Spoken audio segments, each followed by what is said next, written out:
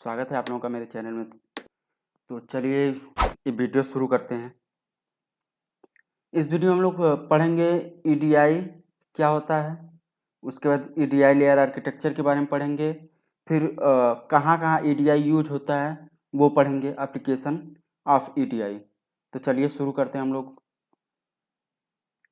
Electronic data interchange, आखिर ये electronic data interchange होता क्या है, तो चलिए देखते हैं। It is an electronic way of transferring business document in one organization to another organization. एक ऑर्गेनाइजेशन से दूसरे ऑर्गेनाइजेशन में जो बिजनेस डॉक्यूमेंट है उसको इलेक्ट्रॉनिकली ट्रांसफर किया जाता है। इसमें interchange the electronic data with the help of XML के हेल्प से इलेक्ट्रॉनिक डेटा को हम लोग इंटरचेंज करते हैं इसमें ईडीआई में। And the data is also protected, इसमें जो है डेटा पहले से ही मतलब प्रोटेक्टेड होता है। पहले जो होता था जब ईडीआई नहीं था तो मेल के थ्रू भेजा जाता था, पोस्ट ऑफिस के थ्रू, तो उसमें सिक्योर नहीं रहता था, कब क्या हो जाए कोई भरोसा नहीं था। लेकिन बट इसमें पूरा एकदम सुरक्षित है। अब ईडीआई के आने की वजह से कहाँ कहाँ हेल्प मिली, चलिए वो देखते हैं। पहला रिडक्शन इन ट्रांजैक्शन, जो ट्रांजैक्शन में कमी होती थी वो दूर हो गई।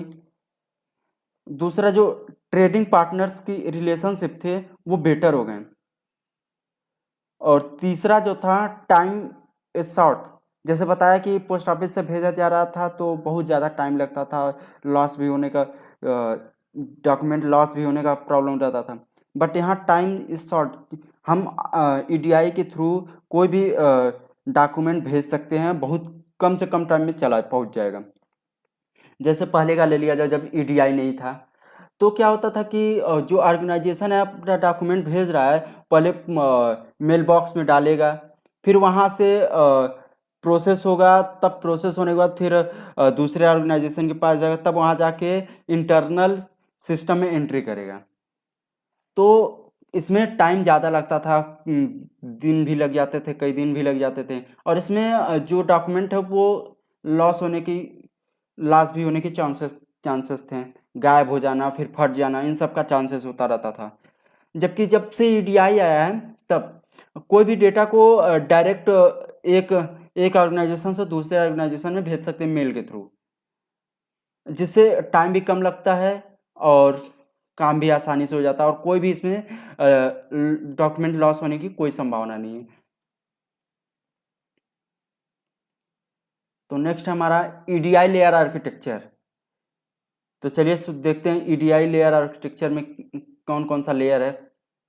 पहला लेयर है ईडीआई सेमेंटिक लेयर, इसे हम लोग एप्लीकेशन लेयर भी कहते हैं। All application layer label service work in this layer, इस लेयर में जितने भी एप्लीकेशन लेवल के सर्विसेज हैं सब यहाँ वर्क करते हैं।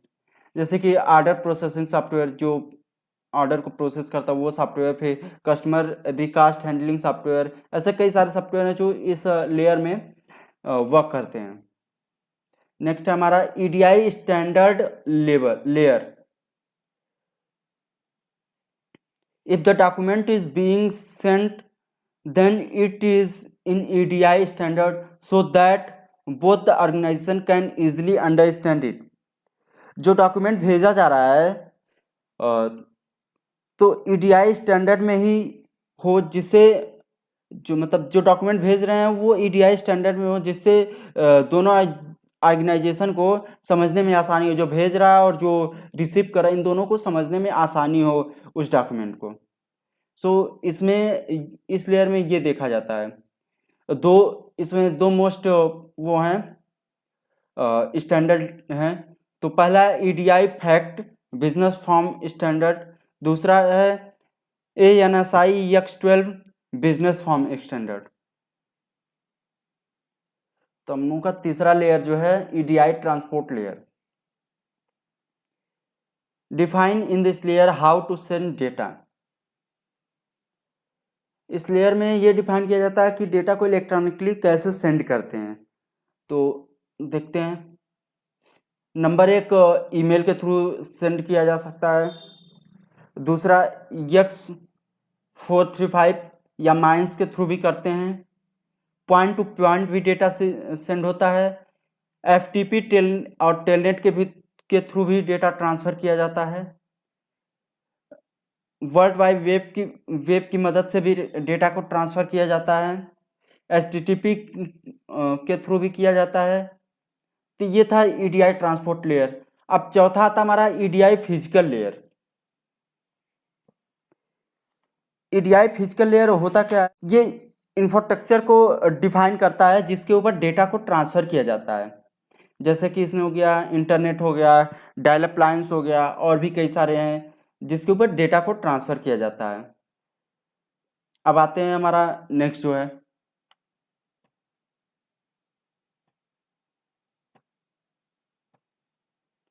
नेक्स्ट हमारा एप्लीकेशन ऑफ EDI।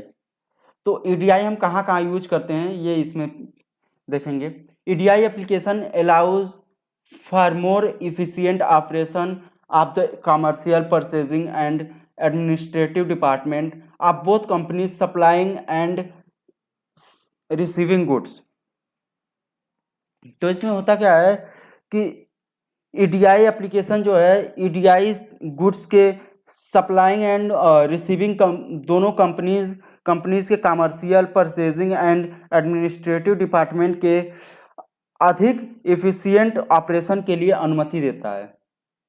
जो भी ऑपरेशन हो रहा है रिसीविंग और सप्लाइंग कंपनीज जो कंपनी सप्लाई कर रही है, रिसीव कर रही है गुड्स को, तो उन सब के जो कमर्शियल परचेजिंग और एडमिनिस्ट्रेटिव डिपार्टमेंट है, इसमें जो ऑपरेशन परफॉर्म हो रहे हैं उन सबको